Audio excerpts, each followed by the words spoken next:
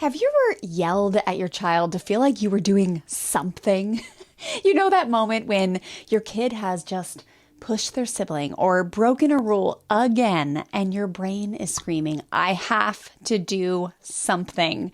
Because what our nervous system is feeling in that moment is this: if you don't get control of this kid, clearly you are failing as a parent. So you yell loud because it's what you know, because it gives you a momentary sense of control and what feels like relief. But here's the truth. Yelling is a pseudo sense of control. We yell to feel powerful at the very same time we're claiming we have no power. And it leaves us exhausted, regretful, and still stuck in the same cycles of reactive parenting and repeated misbehavior from our kids. Friend, there is another way, hallelujah, and it is called compassionate discipline. Today, I want to help you understand what compassionate discipline really is and how it is completely different from punishment. And also how it's the farthest thing from permissive parenting on the planet, so don't even think for a moment we're talking about soft parenting. And the coolest part? Yes, becoming a pro with compassionate discipline will actually help you to stop yelling. I promise. So let's dig in to our video today, which is number 4 in our series about how to get your kids to listen without yelling. Now, this video will stand on its own, but if you missed the first few videos in this series, be sure to go back and watch or listen, because the collective education you'll get from the entire series will be life-changing information to root down into. All the links, as well as the button to subscribe to our channel, are below and also in the description for this video. Okay, so here's why yelling feels effective but actually isn't. Yelling gives us that quick burst of perceived authority, but it doesn't actually teach. It doesn't build skills. It doesn't create lasting change. It simply scares kids into submission. Or if you're blessed with a strong-willed child, yelling often fuels more resistance. And in the long run, it drains our energy, it chips away at trust, and it models for our kids 2 things. 1, that big feelings equals big explosions. And 2, it models the exact behavior we don't want them repeating. So instead of yelling at our kids when they misbehave, what if we slowed down and chose to teach them how to do better, not just tell them why they're wrong? That's the heart of compassionate discipline. And it's what I teach inside of our educational programs here at Fresh Start Family. So how does discipline differ from punishment? Let's get this straight. Punishment equals shame, blame, and control.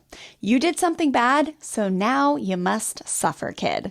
It's about retribution, paying the price for your mistakes, and it's about trying to make a kid feel bad about the past, if we're being honest. Compassionate discipline, on the other hand, is about guidance, teaching, and boundaries. You made a mistake, and I'm here to help you learn from it, child. It's about the future, about mentorship, and about providing an opportunity for a child to feel safe being a human, because guess what? Humans make mistakes. And mistakes are simply opportunities to learn. Discipline literally means to teach. So when we say compassionate discipline, we're saying we lead with connection, firmness, and respect. So our kids learn and grow together with our guidance and strong boundaries. So, are you curious about what the 3 main components of compassionate discipline are? Okay, great. I got you. Here's the basics. The first and most important tool in a strong compassionate discipline toolkit is self-calming for your child and for you. When misbehavior happens, especially like hitting or pushing or backtalk, it's not just about fixing the behavior in the moment. It's about teaching kids the skill of self-regulation and healthy emotional processing.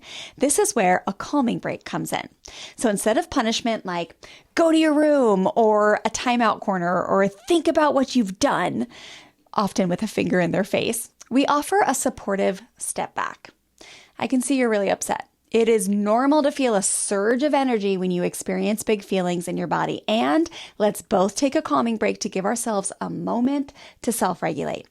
We teach our kids how to pause, to step away, to go outside to nature or a cozy space inside their room, maybe with their calming kit. Maybe they take deep breaths. They have fidgets in their calming kit, music, prayer, essential oils, whatever soothes them at least a little bit so they can come back when they feel more ready to try again to handle whatever challenge they're facing with kindness and respect.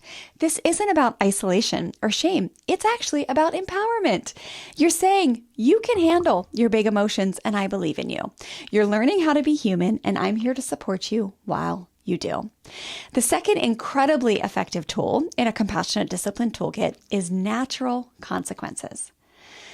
Natural consequences are what happens without us needing to do anything. If your child forgets their lunch, they get hungry. If they don't wear a jacket, they feel cold. Our job isn't to rub it in or to rescue them, but to help them reflect and learn from those experiences with dignity. Natural consequences build awareness and resilience and work like a freaking charm when you allow life to do the teaching. But you got to know this. If you want to completely ruin a natural consequence and make it not work, say to your kid, see what happens when you don't listen to me? Do this, and now you've made it all about you versus your kid, and trust me, you will lose power. Let the lesson be about what your child is learning from life, and that lesson will root down into your child's memory bank and body so much easier and faster. So last up in a healthy, strong, compassionate discipline toolkit is logical consequences. These require our involvement as parents, but in order to be truly compassionate discipline, they must meet these 4 R's. 1, they've got to be related to the behavior. 2, reasonable in scope. 3, respectful in tone and delivery. And 4, something that teaches responsibility. This is where discipline that unites really shines. Instead of timeouts or spankings or taking away random privileges or tech devices, we offer consequences that actually teach, like having a child do a makeup drawing or a note for a teacher, or maybe having kids do a role play activity to practice solving a fight with sibling with words versus hands, or creating a bedtime chart that puts the power into a child's hands to help contribute to a more peaceful bedtime experience this weekend. You want a real life example? Okay, cool. Here's one of my favorites from my own parenting journey. One day, my daughter shoved her little brother during a sibling spat. He tumbled into a rose bush and bloodied his hand. I was furious, scared, and my old knee-jerk reaction whispered or yelled, punish, yell, send her to her room. But because by this point I had already become a positive parenting teacher, I paused. I stepped aside and practiced my own self-regulation first, just like we talked about in video number 2 of this series. Then I chose compassionate discipline. I stopped our trip to the park and brought the kids together. We talked about what had happened. They did a redo, role-playing what they'd do differently next time. And I had them create and practice I am statements like I am kind, patient, and self-regulated. Then they practiced a win-win, another example of a logical consequence activity we teach inside of our educational programs. It was powerful, they both felt heard, and the physicality between them dropped dramatically after that day. Here's another real life story that might help you understand compassionate discipline a little bit better. When my daughter, my very beautiful, strong-willed daughter, was 12, I reminded her that I needed her to cross at the sidewalk after a pizza hangout with friends. And guess what? She didn't. My heart dropped. I was terrified. What if she got hit by a car? Again, my urge to yell and to punish was strong. To say, you're grounded for a month, or no more pizza hangouts for you before band practice. But I remembered this principle. Connection first, discipline with grace second. So we had a long talk that night about traumatic brain injuries and how many people I had actually known in my lifetime that were seriously hurt and either harmed by being hit by a car or just a head injury that was preventable. We agreed that the next time I took her to band practice, we'd have her practice a redo. So the next Tuesday, I dropped her off and went to the end of the parking lot to watch from afar. I watched as she politely said to her bandmate friends, as she pointed to the crosswalk, I'm going to cross on the corner over there. I watched her stop, looking both ways, honoring our agreement. And guess what? From that day on, she became the one teen in her friendship group who didn't have to be nagged to wear her helmet or wait for the walk signal. One morning, we even saw her biking to school, and she was modeling every safety rule without even knowing we were watching. That's the power of compassionate discipline. So why does becoming a pro at compassionate discipline help you stop yelling, you may ask? Because when you have a stocked toolkit, when you know how to initiate calming breaks, let natural consequences do their work, create logical consequences that teach, you end up feeling empowered. You stop reaching for a false sense of control through yelling. You start leading with intention and true power.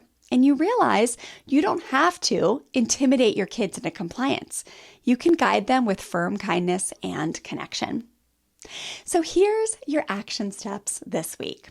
1, I want you to try a calming break when your child misbehaves and tensions rise. 2, look for natural consequences, then let them teach. 3, create a logical consequence if you need to using the 4 R's framework. And most of all, pause before you react. Ask yourself, what is this moment calling me to teach? In closing, parents, you are not powerless, you are not alone, and you don't have to rely on yelling to feel in control. When you choose compassionate discipline, you're not just correcting misbehavior. You're building character, you're creating safety, and you're raising kids who respect themselves and others because they were respected first. So that is a wrap on this 4-part video series about how to get your kids to listen without yelling. I trust that you've enjoyed learning new tools with me, but before you go, be sure to subscribe to this channel for more educational, powerful parenting content like this.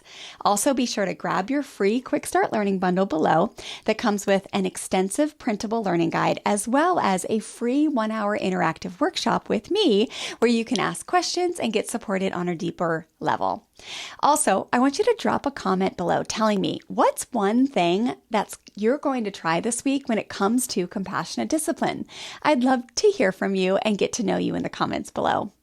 All right, you've got this, friend. I believe in you, and I'll see you back again soon for another educational, powerful parenting video soon.